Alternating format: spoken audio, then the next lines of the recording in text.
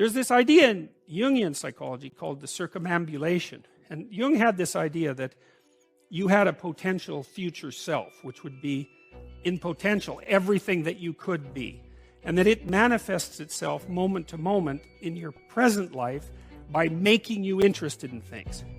And the things that you're interested in are the things that would guide you along the path that would lead you to maximal development.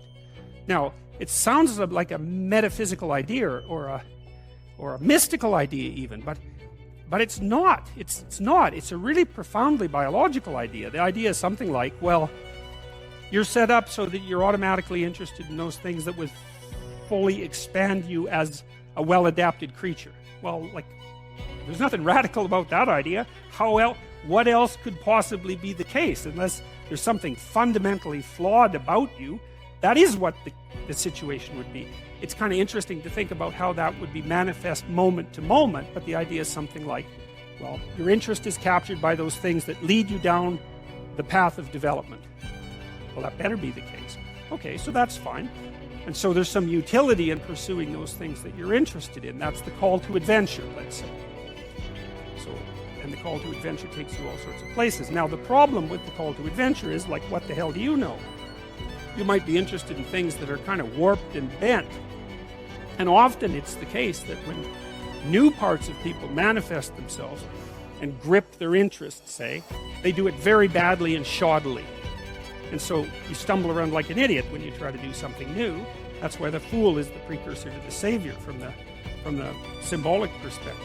You have to be a fool before you can be a master, and if you're not willing to be a fool, then you can't be a master. So you're gonna, it's an error-ridden process, and that's also laid out in the Old Testament stories, because the first thing that happens to all these patriarchal figures when God kicks them out of their father's house when they're like 84 is that they run into all sorts of trouble, and some of it's social and some of it's natural and some of it's a consequence of their own moral inadequacy. So they're fools. But the thing that's so interesting is that despite the fact that they're fools, they're still supposed to go on the adventure, and that they're capable of learning enough as a consequence of moving forward on the adventure so that they straighten themselves out across time. And so it's something like this. This circumambulation that Jung talked about was this continual, we'll return to this continual circling in some sense of who you could be. You might notice, for example, that there are themes in your life. You know, when you go back across your experiences, you see you kind of have your typical experience that sort of repeats itself. And there might be variation on it, like a musical theme, but it's like you're circling yourself and getting closer to yourself as you move across time. That's the circumambulation. Now, you remember that for a sec, because we'll go back to it. Okay, so imagine that something glimmers before you. It's an interest that's dawning, and you decide, well, first of all, you're paralyzed. You think, well, how do I know if I should pursue that? It's probably a stupid idea. And the proper response to that is, you're right, it probably is a stupid idea, because almost all ideas are stupid. And so the probability that as you move forward on your adventure that you're going to get it right the first time is zero. It's just not going to happen. And so then you might think, well, maybe I'll just wait around until I get the right idea, and which people do, right? So they're like 40-year-old, 13-year-olds, which is not a good idea. And so they wait around until it's waiting for Godot, until they finally got it right. But the problem is you're too stupid to know when you've got it right. So waiting around isn't going to help, because even if the perfect opportunity manifested itself to you in your incomplete form, the probability that you would recognize it as the perfect opportunity is zero. You might even think it's the worst possible idea that you've ever heard of anywhere. Highly likely. Highly likely. So you have, there's, Nietzsche called that a will to stupidity, which I really liked. So, because he thought of stupidity as being it, you know, it's you have to take it into account fundamentally and work with it. And so you can take these tentative steps on your pathway to destiny, and you can assume that you're going to do it badly. And that's really useful, because you don't have to beat yourself up. It's pretty easy to do it badly. But the thing is, it's way better to do it badly than not to do it at all. And that's the continual message that echoes through these historical stories in Genesis. It's like, these are flawed people. They should have got the hell out of their house way before they did. and they go out and they stumble around in tyranny and famine and self-betrayal and violence, but it's a hell of a lot better than just rotting away at home. And that's great, so that's good. And so why is that? Well, okay, so you start your path and you think that you're heading, towards your star, and so you go in that direction, and then because you're here, the world looks a particular way, but then when you move here, the world looks different, and you're different as a consequence of having made that voyage. And so what that means is that now that thing that glimmers in front of you is going to have shifted its location, because you weren't very good at specifying it to begin with, and now that you're a little sharper and more focused than you were, it's going to reveal itself with more accuracy to you. And so then you have to take it's almost like a 180-degree reversal. But it isn't, because, you've gone this far, and that's a long ways to get that far. But that's a lot farther than you would be if you just stayed where you were, waiting. And so it doesn't matter that you overshoot continually. Because as you overshoot, even if you don't learn what you should have done, you're going to continually learn what you shouldn't keep doing. And if you learn enough about what you shouldn't keep doing, then that's tantamount at some point to learning at the same time what you should be doing. So it's okay. So it's like this. Now, what's cool about it, though, I think, is that as you progress, the degree of overshooting starts to decline, right? And that we know that there's nothing hypothetical about that. As you learn a new skill, like even to play a song on the piano, for example, you overshoot madly. You're making all sorts of mistakes to begin with, and then the mistakes, they disappear. There's a great TED Talk, I think it was, about this guy set up a really advanced computational recording system in his home and recorded every single utterance his young child made while learning to speak. And then he put together the child's attempts to say certain phonemes and put them in a list, and you can hear the child deviating madly to begin with, and then after hundreds and hundreds of repetitions just zeroing right in on the exact phoneme. So, you might not know this, but when kids babble, because they start babbling when they're quite young, they babble every human phoneme, including all sorts of phonemes that adults can't say.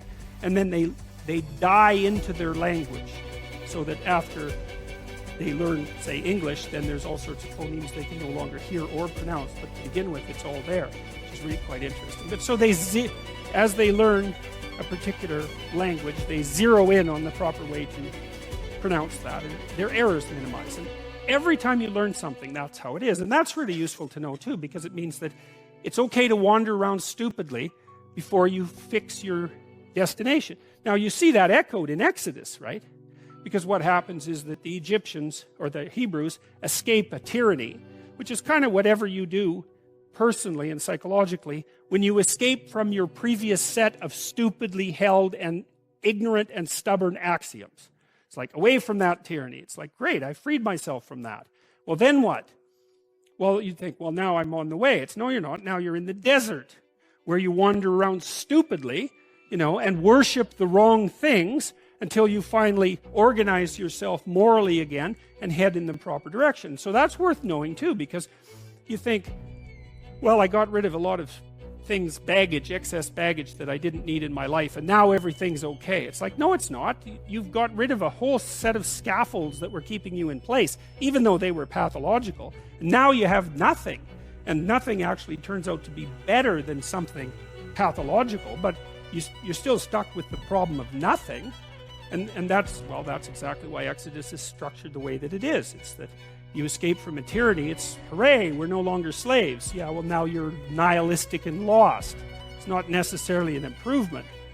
But it is see, it's also useful to know that, because you can also be deluded into the idea that, imagine that you're trying to become enlightened, which might mean to turn all those parts of you on that could be turned on. You think, well, that's just a linear pathway uphill. It's just from one success to another. No, it's not. It's like, here you are, and you're not doing too badly, and the first step is a complete bloody catastrophe. It's worse. And then maybe you can pull yourself together and you hit a new plateau, and then that crumbles and shakes, and bang, it's worse again. And so, because part of the reason that people don't become enlightened is because it's punctuated by intermittent deserts, essentially, by intermittent catastrophes. And if you don't know that, well, then you're basically screwed, because you go ahead on your movement forward and you collapse and you think, well, that didn't work, I collapsed. It's like, no, that's par for the course. It's not indication that you failed, it's just indication that it's really hard.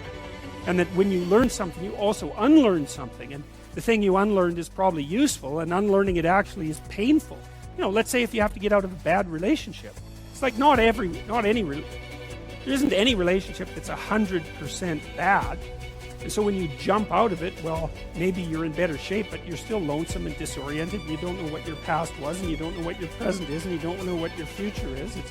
That's why people stay with the devil they know instead of, you know, looking for the devil they don't know. So anyways, the fact that you're full of faults doesn't mean you have to stop. And thank God for that. That's a really useful thing. And the fact that you're full of faults doesn't mean that you can't learn.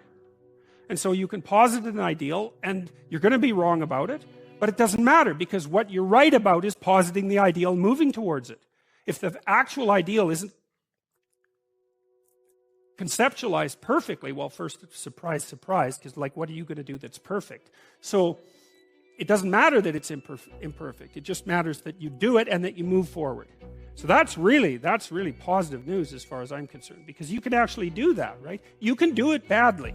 Anyone can do that. So that's useful. Okay, so like if you were an efficient person, you would have just done that. But you're not. But who cares? You know, you still end up in the same place.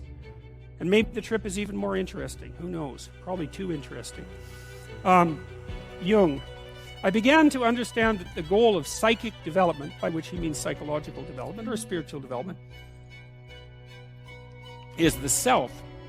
There's no linear evolution. There's only a circumambulation of the self, a getting closer. It's like you're spiraling into something. Something like that. And the thing that you're spiraling into recedes as you move towards it and gets more and more sophisticated and well developed as you move towards it, because you're not going to run out of goals, right? No matter how much you have your act together, there's probably, undoubtedly, 30 dimensions along which you could get your act together a lot more. So, and some of those aren't even conceivable to you when you're in your initial uncarved state, let's say. Uniform development exists at most at the beginning. Later, everything points towards the center. This insight gave me stability, and gradually my inner peace returned.